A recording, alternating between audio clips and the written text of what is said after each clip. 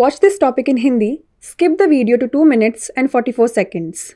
Hello everyone, welcome to another episode of Legal Update, a new initiative of Drishti Judiciary. Today's topic of discussion is Section 106 of Indian Evidence Act. First, let us see why is it in the news. In a recent case, Shri Rajen Nayak versus the state of Assam and others, the Guwahati High Court ruled that the accused retains the right to silence and cannot be compelled to prove innocence under Section 106 of the Indian Evidence Act 1872, even when several witnesses were present during the alleged crime. Let us look at the background of the case. The appellant murdered Srimati Sukurmoni Nayak's 26-year-old son by hacking him with a dao over a dispute. A case was filed against the appellant under Section 302 of the Indian Penal Code 1860. The trial court found the appellant guilty and sentenced him to life imprisonment. Dissatisfied with the verdict, the appellant filed an appeal with the Guwahati High Court. The Guwahati High Court later overturned the trial court's decision allowing the appeal. The court's observation was as follows. The division bench, consisting of Justices Kalyan Rai Surana and Mridul Kumar Kalita,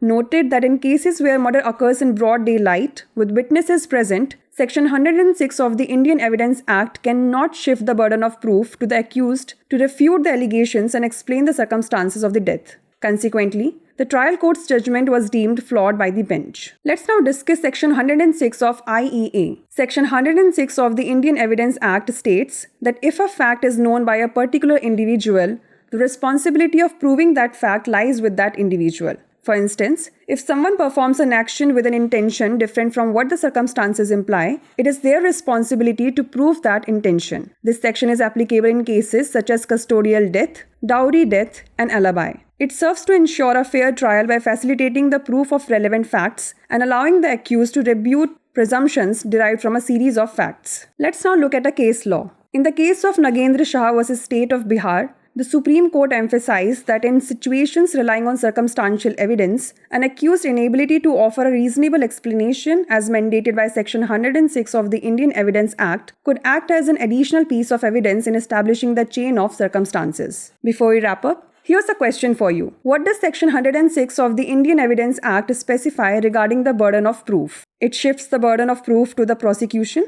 It shifts the burden of proof to the defendant. It does not affect the burden of proof, or it shifts the burden of proof to the judge. Send the answer to this question in the comment section. Like, share and subscribe for more such content. नमस्कार, दृष्टि judiciary की नई पहल legal update programme में आपका स्वागत है। आज हमारी चर्चा का विषय है भारतीय साक्ष्य अधिनियम की धारा 106। सबसे पहले जान लेते हैं ये चर्चा में क्यों है।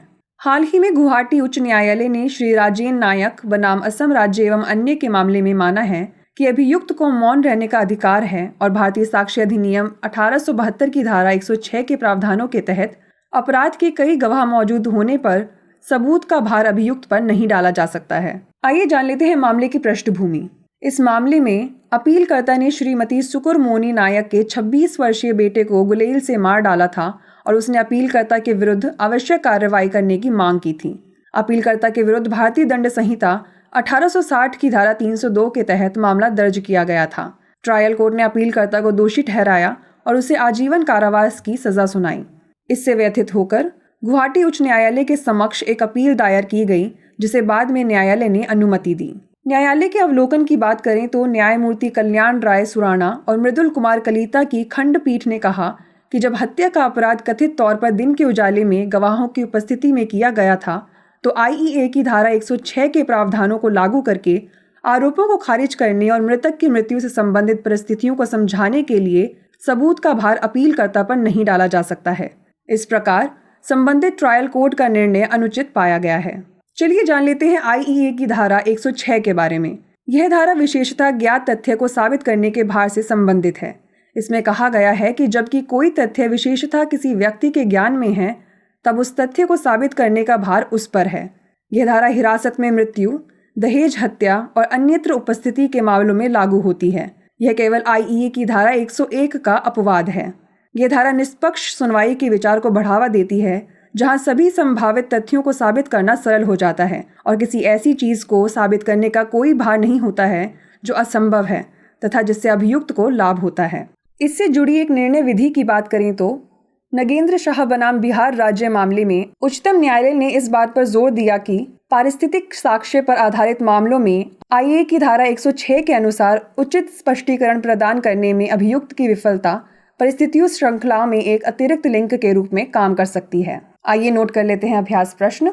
भारतीय साक्ष्य अधिनियम की धारा 106 सबूत के बोझ के संबंध में क्या निर्दिष्ट करती है? यह सबूत का बोझ अभियोजन पक्ष पर डाल देता है, यह सबूत का बोझ प्रतिवादी पर डाल देता है, यह सबूत के बोझ को प्रभावित नहीं करता है, या यह सबूत का भार न्यायाधीश पर डाल देता है। इसका उत्तर हमें कमेंट सेक्शन में जरूर भेजिएगा। ऐसी ही और वीडियोस देखने के लिए लाइक, शेयर और सब्सक्राइब करना ना भूलें। धन्यवाद।